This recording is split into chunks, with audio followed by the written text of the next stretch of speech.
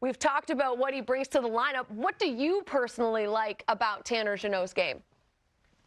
I like many things. I like that he plays with pace. I like that he's physical. I like that he's responsible on the ice. And I like that he's the type of player that can bring us into the fight. Every now and then you're going to need that over the course of a season, but especially over the course of a playoff series. Like he plays well in those hard games, and come playoff time, there are a lot of those. So I think he's the type of player that teams really like having on their squad come playoff time. Really happy that he's going to be playing for us going forward. Yeah, Julian, you guys have done an unbelievable job of identifying players that fit who you are. Like we've had this conversation before. I would assume he's a Bolt, right? He's a guy that kind of fits who you are trying to be. I'm curious about the give and take with Nashville, though, in this, because it was quite a few picks, and people have looked at that. I think, to your point, what you said yesterday, you're trying to win today, but like, what was the back and forth like? How did it get to that number of picks? Because it just seems like after one or two things, you'd be good. Well, I was going in somewhat with one hand tied behind my back because I didn't have a first-round pick this year or next year. I didn't have a second-round pick this year. So the only way that I could outbid other teams was through quantity. And Nashville was willing to listen to a proposal where it would be quantity over quality. And when we look at all the pieces that are involved in this transaction and we add up the value of each piece, actually it was pretty easy decision to acquire Tanner, considering how good a fit he is for our squad this year, how hard it is to acquire a player that has his attributes, and the fact that we get to keep him going forward. For all those reasons, once Nashville decided they were indeed trading him, it came together rather quickly. So I was down in the Bahamas this All-Star break, and I look over to the table beside me, and there's 6 or 7 Tampa Bay Lightning guys, and they're having a great time. I made sure they were well hydrated during their time off. Thank you. I like that. And they just looked like they were having the best time, and just like how much fun they were having together. Do you guys put a lot of emphasis on that, kind of bringing the guys together, the chemistry-wise? Because they were having so much fun together, you know, and they've had the cup run, your 2 cup runs, and losing last year. Is that a big emphasis for you as being the man in charge to get good guys together? We want to bring good people in. Obviously, Coop, our head coach, is really good at making sure that the guys have opportunities to bond. But really, the credit goes to the players. Our leadership group, guys like Steven Stamkos, Victor Hedman, Alex Killorn, Pat Maroon, Corey Perry, they make sure that we are a tight-knit group. And I think it served us really well, both in terms of retaining players, attracting players, but also on the ice. When it gets hard, the guys want to fight for one another, and it pays dividends. So we do have a tight-knit group, and I think at the end of the day, the credit goes to our players in general and our leadership group in particular. Yeah, we've heard Steven Stamkos talk a lot about the character of the type of player that fits in well with the Tampa Bay Lightning. We heard him talk about it last year at the deadline about some of the pieces that you acquired and how it takes a certain type of individual to come into their room and to fit in and be a part of that culture. And I think it's a testament to what you guys have built out there. I'll ask the obvious question, Julian. What's next? Like, what is next on your to-do list for, say, I don't know, the next 48 hours? We're still weighing our options. I don't know that we are going to do anything. I would probably venture that it's more likely than not that we won't do anything. We're kind of out of draft capital at this point and cap space. But we've actually created a little bit of cap space through this transaction. So we'll see between now and then if anything makes sense. Obviously, we'll pull the trigger on a transaction. Otherwise, I think it's more than likely. It's likelier than not that we're going to stand pat at this point. You know, I listened again to your comments about, you know, your job and what you see your job is there with that group of players. I mean, when I look at it too, I mean, even though you guys have had great success, I mean, your goaltender is just 28 years of age. I mean, by goaltender standards, I mean, he could play another 8 or 10 years and be really good. I mean, you've got Point, who's 26. You've got Kucherov, who's just 29. Stamkos is playing as well as he's ever played. He's in his early 30s. You got Hedman for another couple of years. I mean, I would think it would be imperative to try to give this group as many opportunities to win as possible. That has to be your thinking, and you did talk about it yesterday. Maybe you could just elaborate a little bit more on that for our viewers today. Cirelli's in his mid-20s, Cernak's in his mid-20s, Sergachev's in his mid-20s, Hagel's in his mid-20s. Yeah. They're all 24, 25 Yeah. years old. They're in their careers. We ask our players to go out there and do everything they can to be Stanley Cup or legitimate Stanley Cup contenders, and they've done that this year. And now it was my chance to reward them, and by bringing a player that I think makes us better, makes us a harder outcome playoff time. Yeah, Steven Stamkos, your captain, has just done amazing things. A little bit older in his career, but you talked about the chemistry and how he leads it. Like, what makes him so good? Are you guys feeding him something different down, or is it the sunshine down in Tampa? What's going on? Is it because he's been amazing?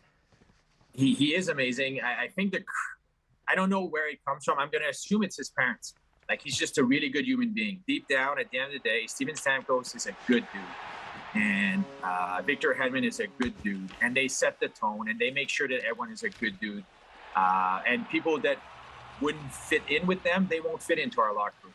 And a lot of credit, I think, goes to just the quality of the human beings they are. They're Hall of Fame players. Everyone can see that when they watch the games. But I can tell you behind the scenes, they're Hall of Fame people as well. This might sound crazy to say, but I still, despite back-to-back Stanley Cups, a third straight finals appearance, and everything else that this team has done in the last 10 years, I don't think we talk enough about what this team has been able to do, the level of success over such a long period of time. I think we'll look back on it years from now and just be like, that was one of the great teams of our time. Jon Cooper has been at the helm of that the whole time. Why has he been the right coach for this team? Well, it starts first and foremost with leadership. That's his biggest quality, and that's the first quality you want in any head coach. And then everything will fall into place stemming from that leadership. I think what allows Coop to have sustained tenure is that he never gets too high, he never gets too low. We never overreact one way or the other to any situation. We take the long view, and I think that allows him to stay relevant. And I honestly, I don't see the day when he won't be the head coach here. It's just he's the right head coach for this group. He's the right head coach for this community. He's the right partner for me. I enjoy working with him tremendously and consider myself very fortunate that he's our head coach.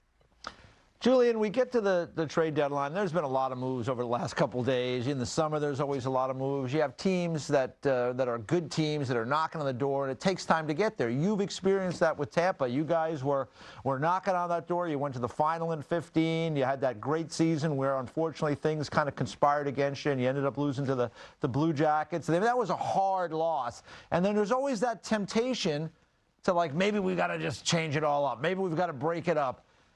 It's harder sometimes to stay the course. You guys stayed the course. What is that pressure like in a market when a team has been close but just not getting to where they want to go? I'm sure they feel that in Toronto. They feel that in different places. Carolina. How hard is it to maintain the belief in your core that, hey, we will get there with this group? Well, if you're referring to our group, I could see the talent we had. I know how good a leadership is. I know how good our players are, especially our leadership group. That makes it easy. I think, or it made it easy to believe in the group because they've proven to me, even though they hadn't won a Stanley Cup, year in, year out, they were Stanley Cup contenders. We had long playoff runs, went to the Stanley Cup finals, went to the conference finals twice. So I believed in them. And even at the time, it was pretty easy for me to believe in them. I think what we need to remember also is that, we had great seasons and great teams that didn't win the Stanley Cup. It's really hard to win the Stanley Cup. There are a lot of great teams. We can see it this year. There are a lot of great teams that think this might be their year, and they're going for it, and they're investing assets, future assets to improve their odds this year. But at the end of the day, 16 teams are going to make it into the playoffs. Say every round is a 50-50 proposition. That means your odds of winning the Stanley Cup going into the playoffs are 6.25%. And I knew that when I made the trades for Coleman and Goodrow, and I knew that when I made the trades for Hagel and Paul and for Savard, and this week obviously with Tanner Jeannot. The odds are this won't lead to a Stanley Cup. but someone's going to overcome the odds. We're fortunate enough to get done the last 3 years, and we're going to try to make it 3 out of 4. My goodness. May Well, the odds be in your favor. yeah. Hunger Games. Listen, it's been fun to watch your team do what it's done over the last 10 years. Like I said, I still don't think they get enough credit for what they've accomplished over the last decade. But before we say goodbye, we're a couple of days away from Friday.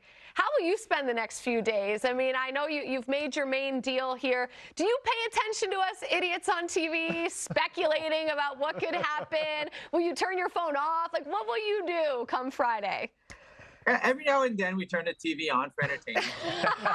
Entertainment. I love it. Hey, there's a lot of good shows on. Look at them thinking we're in on this player. We're not in on them. That Kelly Clarkson is really good. You know, she's got a great show. You know. She does have a great program. Yeah, I got one more quick one for you, Julian, because you know you talked about the odds, and like you guys do such a good job with trying to figure out what the percentages of different things are. Draft picks now, we're seeing more this year, 25, 26 draft, you know, like way out into the future. The NBA has done a little of that. Do you think that people are looking at the NBA and seeing that and maybe equating it a little bit to the NHL? Is there a reason why we're seeing more picks out into 2, 3, 4 years out? I have ideas that might explain that. Yes, I think in every sport, the managing is becoming more and more complex. There's more and more people involved. There are more and more variables that factor into decisions. So that's one. Two, the last few years, a lot of the same teams have been kind of at the top of the standings. So we've been going for it year in, year out. We've been trading some future picks every year. And if it's the same teams trading future picks every year, then eventually you're looking 2-3 years down the road. Yeah.